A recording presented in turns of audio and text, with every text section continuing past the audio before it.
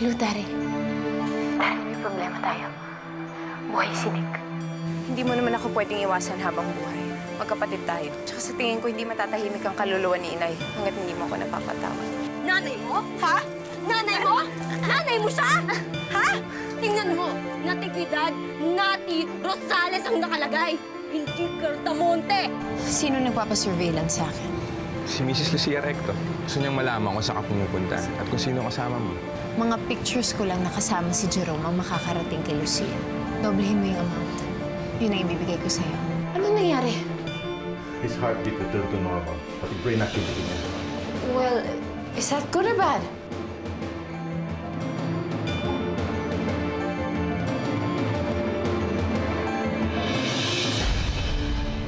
I think he recognized you, anak. Nick? Nick, ano ba nangyayari? Bakit hindi ka makapagsalita? Doc? Doc!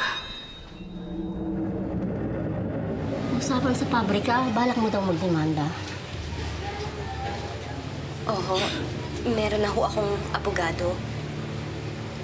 Yun nga ho sana yung sasabihin ko sa inyo. Ano ba gusto mo mangyari? Nagbigay ho kasi ng statement ang inay. Pero ngayong hong patay na siya, wala na hong visa yun. Pero makakatulong ho ng malaki kung makakahanap po kami ng witness dun sa aksidenteng nangyari. Ako, nakita ko nung mabagsakan siya ng mga kahon. Ako mismo ang tumulong sa kanya. Pero si Sir Nick, pinagtawanan lang siya at nilait at hindi niya pina-check up. Di man lang siya tinulungan ni Nick. Dadalhin sana namin siya sa ospital. Pero sabi ni Sir Nick, kagagawa naman daw yun ng nanay mo, kaya sa klinik na lang daw. Napahiya nga siya eh. Kaya hindi na rin siya nagpagamot. Tetestigo ho pa kayo?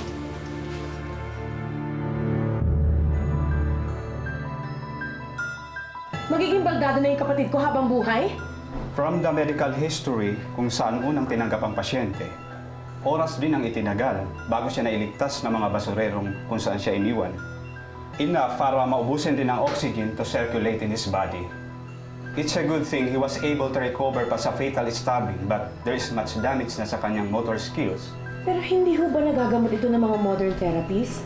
Maaari, pero kailangan niya ang full rehab para gumaling ang kanyang full motor skills. Pero hindi natin masabi, baka matagal pa na panahon ang bibilangin ito.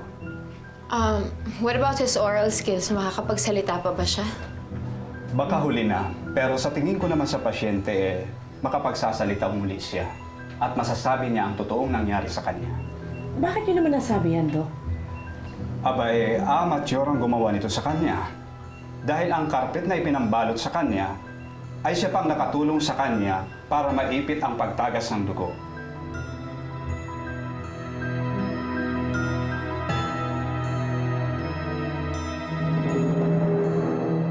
Alam mo, malapit na rin naman ma-expire ang kontrata namin. Contractual lang kasi kami. 6 na buwan lang. Ilipat na kami ng ibang factory. Pwede ka namin tulungan. Hindi ko naman ho kayo inoobliga eh. Alang-alang sa nanay mo. Napakabait ng nanay mo. Salamat po.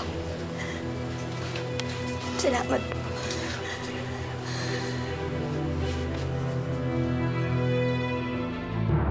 Di dapat pala, iniwan na lang natin siya doon sa bahay niya. Sana hindi ka na nagsinungaling sa akin nung tinanong kita kung buhay pa ba si Nick o hindi. Clarissa, alam mo, dapat hindi na tayo nagtatalo.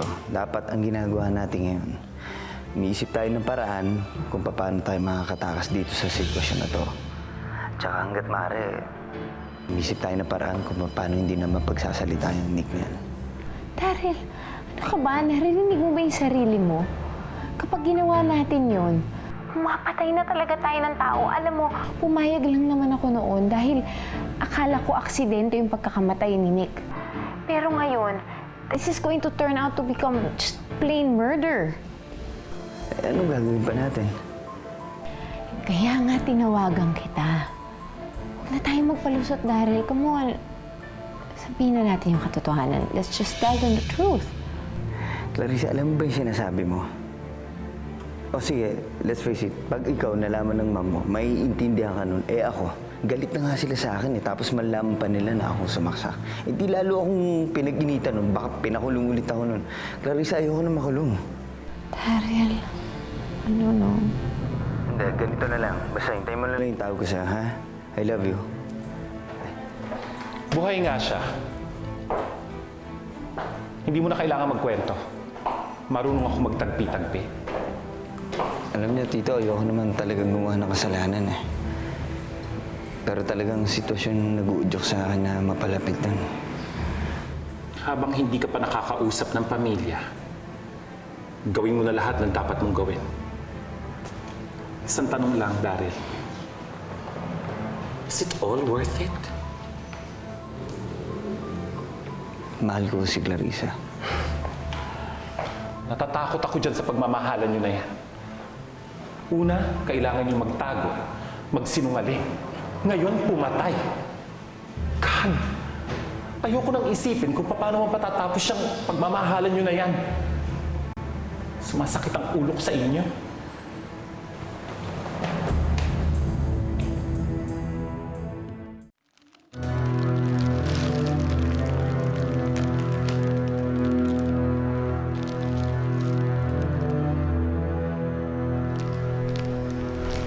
Sir? Miss, asan si yung pasyente dito, si Nick Arnaldo? Ay, wala na po dito si Mr. Arnaldo.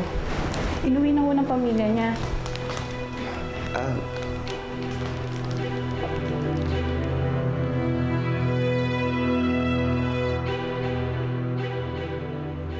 Sige, pasok natin. Dahan-dahan lang. Tapos pag-usapan. Oh, Clarissa, I thought you left na. May kinuha pa po ako, Dad. Bigla namang sumakit yung ulo ko ngayon. Bakit nandito na si Tito Nick? Akala ko ba sabi ng doktor kahapon? Dito na siya para lalo nating mabantayan. 24-hour security din. Lalo na at large pa rin yung mga gumawa nito sa kanya. At least dito sa bahay, hindi siya mapupunta ng mga taong gusto pumatay sa kanya. 24 hours din ang bantay nitong mga personal nurse and therapist, samantalang si Doc on call. Okay, what about the hospital equipment? All taken care of.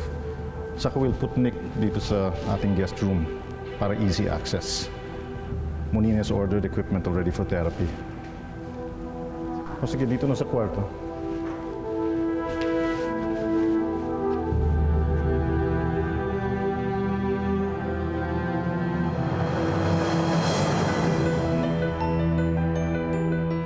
At hindi pumayag si Mr. Arnaldo na dalhin si Nati Rosal sa isang hospital?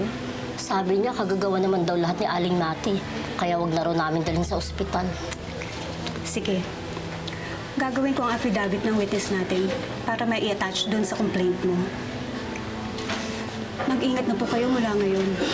Kapag nalaman nila na isang insider ang magiging witness sa kaso laban sa Continental Foods, baka kausapin kayo ng management. Huwag po kayo mag-alala sa akin. Ang mahalaga lang naman, mabigyan ng katarungan ng kamatayan ni Aling Nati. Tandaan mo lang, huwag ka muna magkwento kahit sino man sa iyong mga kasamahan hanggang hindi ka pa napapatawag ng korte. Hindi mo kilala kung sinong kaibigan at kaaway.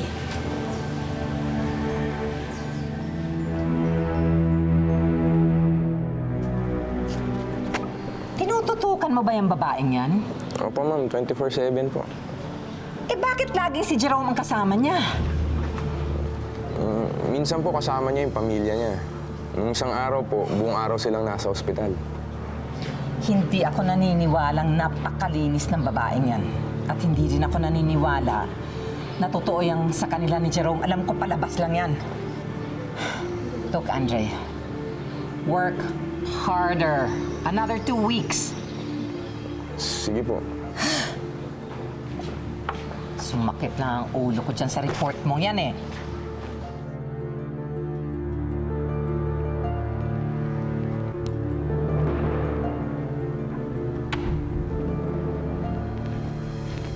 Miss Gardamonte, uwi na po ako.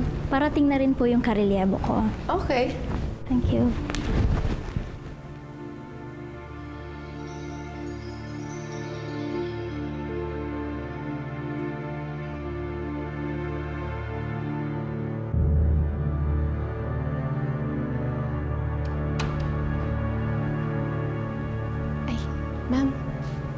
Excuse me po.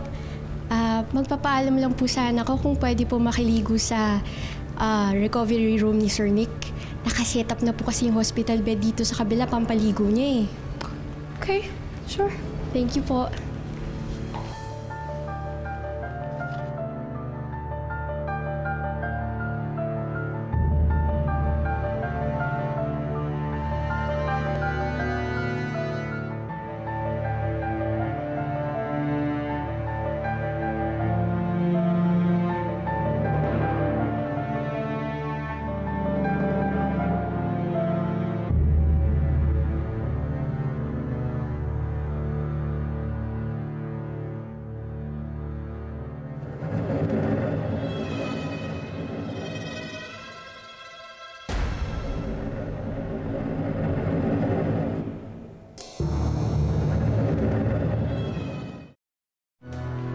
Hindi ka pa natutulog?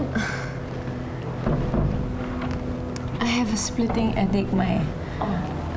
Hindi ako makatulog kaya naisipan kong bisitahin si Tito Nick. Just to check up on him. Napakabait mo talaga.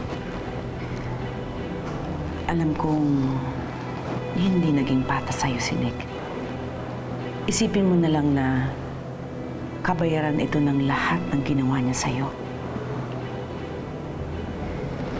Pero kung sana mapatawad mo siya, alam kong mahirap ito lalo na't kahit ikaw hindi ka napapatawad ng sarili mong kapatid. Sinusubukan ko naman po, Mama. Kapag nagawa mo yan, mas mataas ka pa kay Nick. Kahit kay Nancy.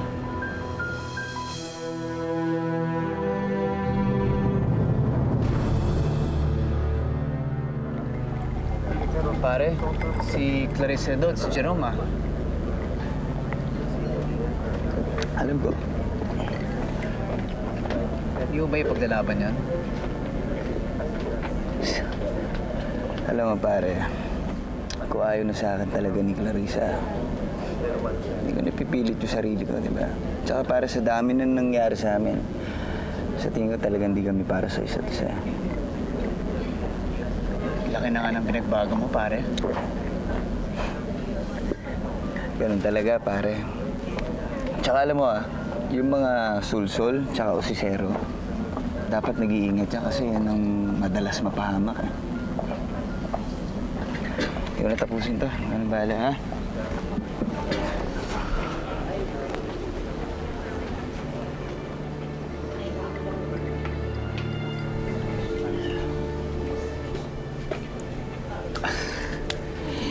Pare, you win. Suko na nga talaga si Daryl. Alam mo, bilib talaga ako sa ginawa mo eh. Buti naman.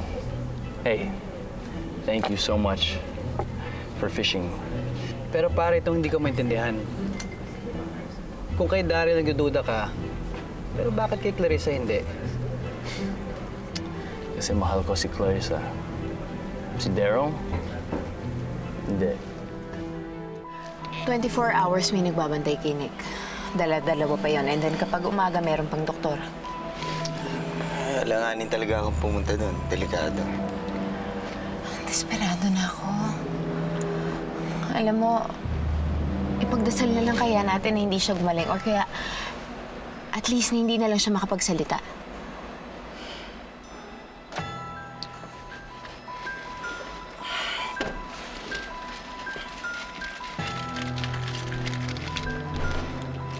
Ano mo, Ben? Gusto ko ako na magtago nito. Baka itapon ko rin to. Depende. Basta, ayoko na may koneksyon ako sa murder ni Therese. Ito kasi ang naging alas sa akin ni Nick. Ito ang ebidensya niya laban sa akin. Alam mo, naghalo na yung dugo ng mag-tsuhin na yan.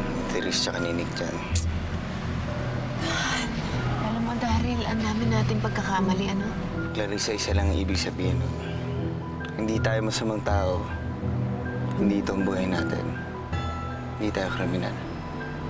Pero pag nagkabukuhan na, kriminal pa rin ang tingin sa ating mga tao.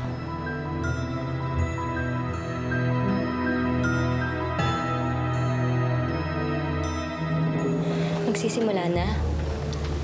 Pirmahan mo na yan para ma-courier na natin sa Continental Foods.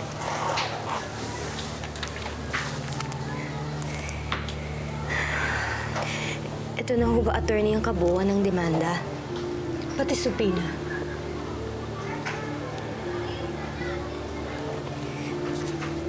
Pwede ho bang ako mismo ang magdala sa kanila nito? Ako mismo ang maghatid sa kanila ng demanda?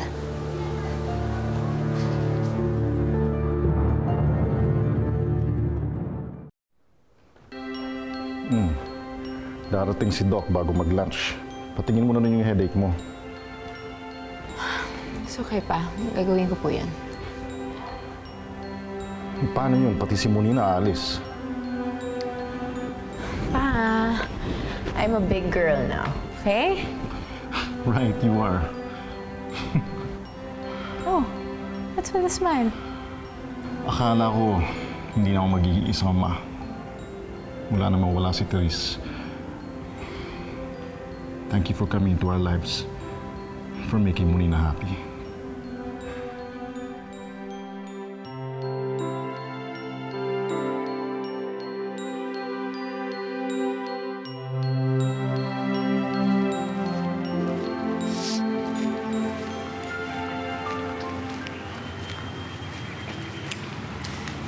Chang, akala ko nakauwi na ho kayo. Hindi pa. May gagawin pa kasi ako dito sa Maynila. Ako ho, gusto ko lang hong dumaan dito kay Inay kasi gusto ko hong ipaalam sa kanya na itutuloy ko ang demanda. Demanda?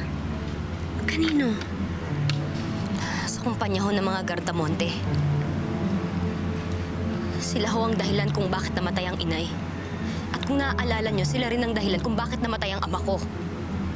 Kailangan ho nilang pagbayaran ng lahat ng yun.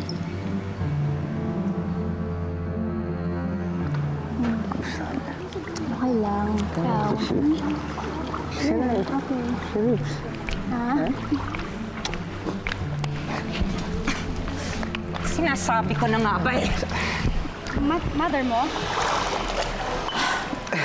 Sandali, ang ginagawa. Pack your things or I'll have you thrown out of this club. Tama na.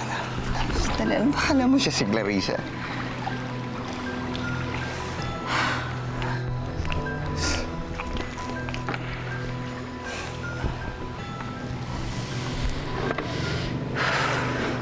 Ibang klase rin ang pamilya niya. Masyadong pabigla-bigla. Akala ko malis ka eh. Biglang nandito ka na mga yan. Ang ginagawa mo rito?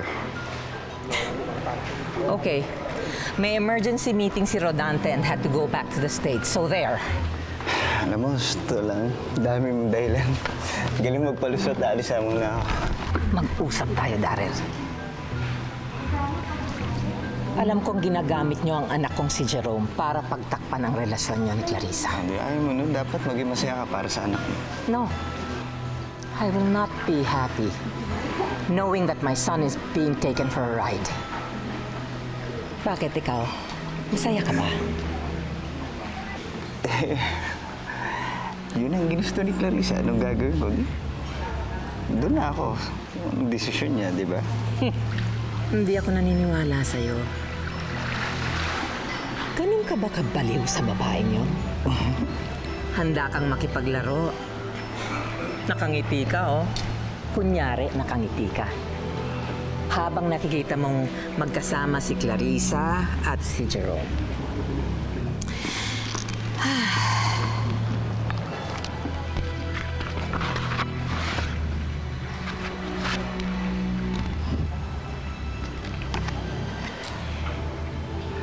Naghahalikan?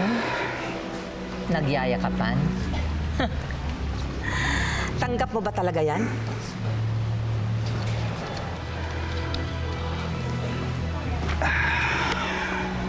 Nagkaiwalay na kami ni Clarissa. Tagal ko na siya kanalimutan. One last game, Daryl. Play to win. Look, the three of you are playing charades. Sali naman ako.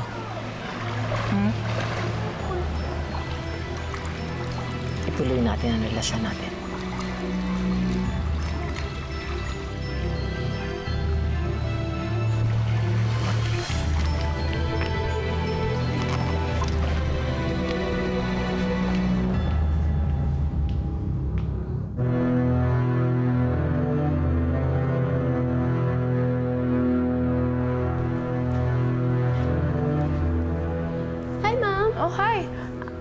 oras dadating si Doc? Naku, nagpasabi po after lunch na darating. After lunch? Mm-mm. Kailangan ko pa naman ng gamot. Ma'am, actually, may gamot pa dun sa medicine bag ni Sir Nick. Anong gamot ba po yung kailangan niyo? Pwede ko kunin. Oh, no, medyo specific. It's a prescription drug for me para sa stress ko. Wala pa naman ako mauutusan ngayon. Actually, ma'am, medyo nagugutom ako eh. May masarap na butsi dyan sa tapat. Baka gusto niyo sabay ko na lang yung medicine. Alright. Sige. Pwede ko bang ipabili sa'yo yung gamot? Sure, ma'am. Anything for you. Okay. Can you hold this? Sure. Thanks.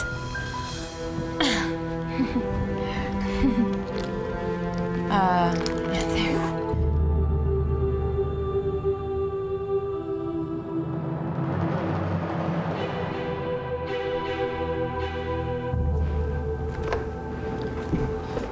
Sir, may naghahanap po sa inyo, importante daw. Wala naman akong alam na appointment ko sa ganitong oras, Si Nancy Chavez po, anak ni Natividad Rosales. Sige, papasukin mo. Sige pa, sir.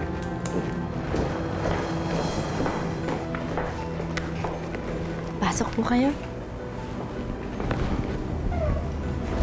Nancy, Kung akala mong ito ang araw ng pagpapatawad, nagkakamali kayo. Ito ang araw ng paniningil. Isabay mo na rin yung butsi mo dyan, Maitri. Salamat po ah. Padating na rin po yung diners. Okay. Sige po, ma'am.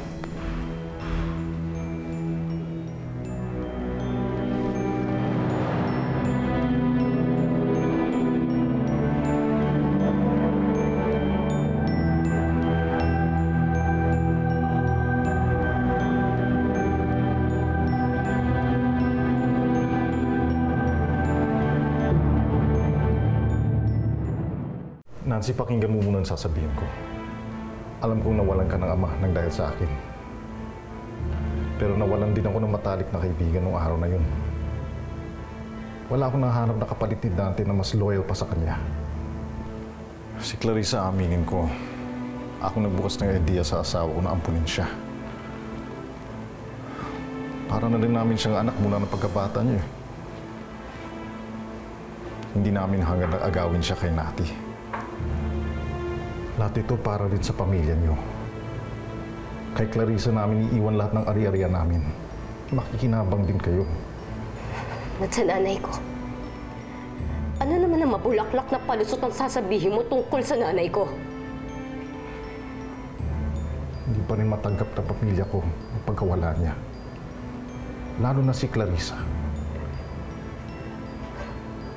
So dapat ba maging masaya ako dahil hindi niyo siya makalimutan? Hindi talaga namin makakalimutan si Nati. Hindi mo rin makakalimutan ang araw na to. Dahil ito ang araw na ididemanda ko kayo.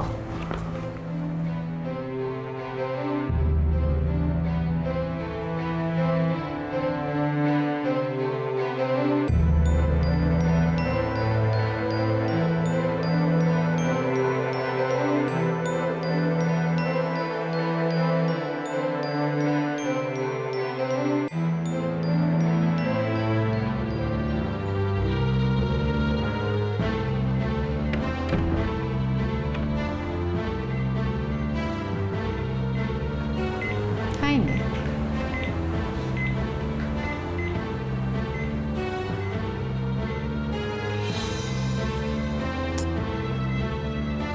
Marunong ka pa rin palang matakot, Nick.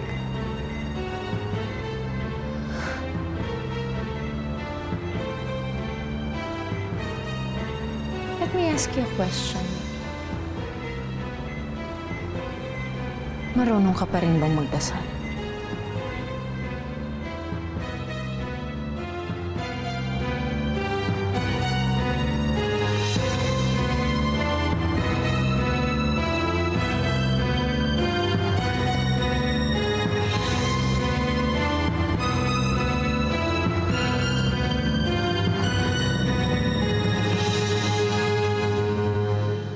Dumating na ang pagkakataong pinakahihintay ko sa lahat. Gusto mo huminga ako ng patawad. Kapag humingi ka ba ng tawad, maibabalik mo ba ang mga taong nawala sa akin? Ang mga taong kinuha mo? Para kay inay ang ginagawa ko. Para kay inay? O para sa sarili mo? Kapag hindi ka pa tumigil sa mga pinaggagawa mo, sisiguraduhin ko na bago mo maipanalo ang kasong ito laban sa mga Gardamonte, gumagapang ka na sa hirap. What the hell is he doing here? Ha? Bakit kasama mo siya? Kaya kong abutin ang langit, gagawin ko ang lahat hanggang sa makamit ang pag-ibig mong pinakamimithi. Huwag mo nang iwan ang puso kong sawi. Anong magagawa upang itama ko ang aking mali? Ngayon'y nagsisisid, nagdarasal, sana'y di pa huli. O paggising ko